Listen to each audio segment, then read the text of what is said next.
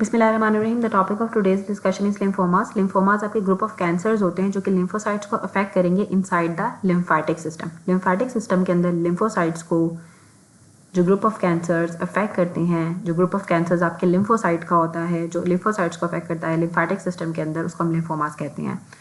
ये cancer cells proliferate करते हैं लिम्फ नोड्स के अंदर और इसकी वजह से लिम्फ नोड्स आपके एबनॉर्मली लार्ज हो जाते हैं, लिम्फेडिनोपैथी हो जाती है। दो तरह के लिम्फोमास होते हैं, Hodgkin lymphomas and non Hodgkin lymphomas.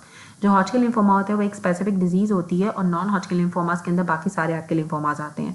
Hodgkin lymphoma most likely exams के अंदर आता है। जो हॉजकिन लिम्फोमा है ये ओवरऑल 1 in 5 लिम्फोमास जो होते हैं वो हॉजकिन लिम्फोमास होते हैं। इसमें आपके लिम्फोसाइट्स की प्रोलिफरेशन होती है और इसका बाय मॉडल एज डिस्ट्रीब्यूशन होता है। या तो ये पीक करता है 20 ईयर्स ऑफ एज के ऊपर या फिर ये 75 ईयर्स ऑफ एज में जाके हॉजकिन लिम्फोमा होता है। हॉजकिन लिम्फोमा के रिस्क फैक्टर्स में आपको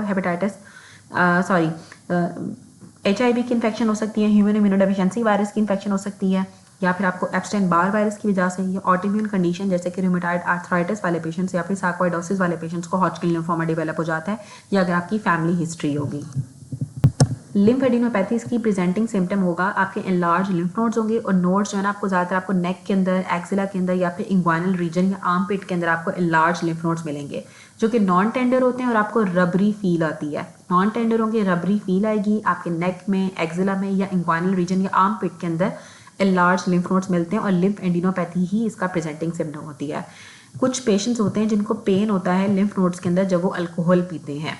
बी सिम्टम्स जो होते हैं वो आर सिस्टमिक सिम्टम्स होते हैं लिम्फोमा के। बी सिम्टम्स आपके सिस्टमिक सिम्टम्स होते हैं लिम्फोमा के, जिसमें पेशेंट को बुखार होता है, वेट लॉस होता है, साथ नाइट स्वेट्स आते हैं, रात को पसीना आएगा, बुखार हो जाता है और वेट लॉस होता है।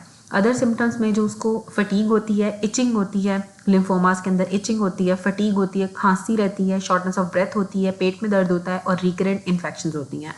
इन्वेस्टिगेशन के बाद हम लैक्टेट डिहाइड्रोजनेज कराते हैं जो कि एक ब्लड टेस्ट होता है जिसमें जो हॉजकिन लिम्फोमा के अंदर आपका रेज्ड हुआ होता है, लेकिन ये स्पेसिफिक नहीं है, ये बाकी कैंसर्स के अंदर या नॉन कैंसरस डिजीज के अंदर भी ज़्यादा हो सकता है।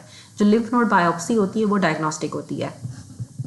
हॉजकिन लिम्फोमा में हमें रीड स्टेनबेक सेल्स आपकी की फाइंडिंग होती है जो लिम्फ नोड की बायोप्सी के ऊपर हमें नजर आती है। हॉजकिन लिम्फोमा में ये एबनॉर्मली लार्ज बी सेल्स होते हैं जिनके मल्टीपल न्यूक्लियाई होंगे और उनके अंदर न्यूक्लियोलाई भी नज़र आ रहे होते हैं। मल्टीपल न्यूक्लियाई होंगे जिनका न्यूक्लियोलाई भी उनके अंदर होता है और इसमें हमें ये आउल के फेस की तरह के नज़र आते हैं और साथ उसकी लार्ज आइज़ हैं। आउल फेस के लार्ज आइज़ की तरह हमें नज़र आते हैं। Reed Sternberg cell popular feature होता है जो कि मेडिकल एग्जाम्स में भी आता है। CT scan, MRI, PET scan useful होते हैं डायग्नोज करने में और स्टेज करने में आपके लिम्फोमास और अदर ट्यूमर्स को। एन आर्बर स्टेजिंग जो होती है वो इसे हम Hodgkin lymphoma, non Hodgkin lymphoma को स्टेज करने के लिए यूज़ करते हैं। अब इसमें हमने ये देखना है कि डायफ्राम से अबव और डायफ्राम से बिलो आपके लिम्फ नोड्स कितने इन्वॉल्व हैं, उस तरह से हम इसको डिवाइड करते हैं एन आर्बर स्टेजिंग से। स्टेज 1 का मतलब ये होता है कि आपके जो सिर्फ एक रीजन के लिम्फ नोड्स आपके इन्वॉल्व हैं। स्टेज 2 का मतलब होता है कि एक से ज़्यादा रीजन के लिम्फ नोड्स इन्वॉल्व हैं लेकिन same side of the diaphragm के। वो ऊपर भी हो सकते हैं डायफ्राम के और डायफ्राम के बिलो भी हो सकते हैं, अबव भी हो सकते हैं डायफ्राम से बिलो भी हो सकते हैं, लेकिन एक ही साइड के एक से ज़्यादा लिम्फ नोड्स आपके रीजन के लिम्फ नोड्स इन्वॉल्व हैं। और स्टेज 1 में क्या सिर्फ एक रीजन के लिम्फ नोड्स इन्वॉल्व है। स्टेज 2 के अंदर आपके मोर देन 1 रीजन के लिम्फ नोड्स इन्वॉल्व हैं, लेकिन या तो वो सारे के सारे डायफ्राम से ऊपर है या डायफ्राम से नीचे है।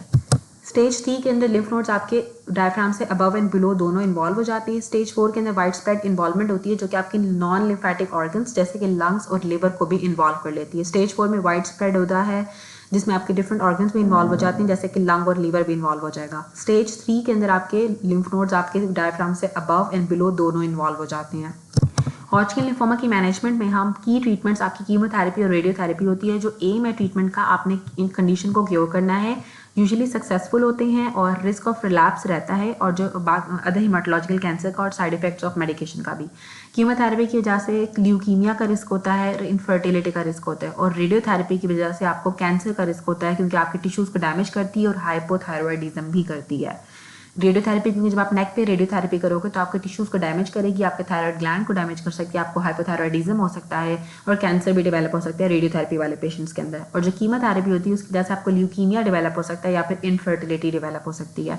अब non Hodgkin lymphomas, non Hodgkin lymphomas आपके ग्रुप ऑफ लिम्फोमास होते हैं और ये एंडलेस टाइप ऑफ लिम्फोमास है। फ्यू नोटेबल वंस यहाँ पे बताए हुए हैं। सबसे पहले आता है बर्किट लिम्फोमा जो कि एप्स्टाइन बार वायरस की इन्फेक्शन के साथ मलेरिया या HIV के साथ एसोसिएटेड होता है। बर्किट्स लिम्फोमा एप्स्टाइन बार वायरस के साथ एसोसिएटेड है, मलेरिया के साथ एसोसिएटेड है और HIV के साथ एसोसिएटेड है। मार्ल्ड लिम्फोमा जो कि म्यूकोजा एसोसिएटेड लिम्फोइड टिश्यू होता है, यूजुअली आपके स्टमक के अंदर मिलता है और ये H पाइलोरी की इन्फेक्शन के साथ एसोसिएटेड होता है। जो diffuse large B cell lymphoma होता है वो प्रेजेंट करता है as a rapidly growing painless mass 65 year से ज़्यादा उम्र के लोगों के अंदर। जो diffuse large B cell lymphoma है वो 65 ईयर से ज़्यादा उम्र के लोगों के अंदर पेनलेस मैस की तरह हमें नजर आता है। जो रिस्क फैक्टर होते हैं नॉन हॉजकिन लिम्फोमा के अंदर, उसके अंदर आपका HIV आ सकता है, एप्स्टाइन बार वायरस की इन्फेक्शन आ जाएगी, H पाइलोरी मार्ल्ड लिम्फोमा कराता है, हेपेटाइटिस B और हेपेटाइटिस C की इन्फेक्शन आती है। जो पेस्टिसाइड का जिनका एक्सपोजर होता है, स्पेसिफिक केमिकल जिसको ट्राइक्लोरो इथाइलिन कहते हैं, जो कि सेवरल इंडस्ट्रियल प्रोसेस के अंदर यूज होता है, उनको नॉन हॉजकिन लिम्फोमा आ सकता है। और फैमिली हिस्ट्री भी इंपॉर्टेंट होती है। जो प्रेजेंटेशन होती है वो इनकी हॉजकिन लिम्फोमा वाली होगी, मतलब इनके भी लिम्फ नोड्स जो है एनलार्ज होंगे और आप इसको लिम्फ नोड बायोप्सी के लेके ही हम इसको डिफरेंशिएट कर सकते हैं हॉजकिन लिम्फोमा को नॉन हॉजकिन लिम्फोमा से। अब जो मैनेजमेंट होती है इसमें कम्बिनेशन ऑफ ट्रीटमेंट देते हैं डिपेंडिंग अपॉन द टाइप और स्टेजिंग ऑफ लिम्फोमा में। इसमें हम वॉचफुल वेट करेंगे, कीमोथेरेपी करेंगे या मोनोक्लोनल एंटीबॉडीज़ के अंदर रिटुक्सीमैब हम दे सकते हैं, रेडियोथेरेपी करेंगे या फिर स्टेम सेल ट्रांसप्लांटेशन करते हैं।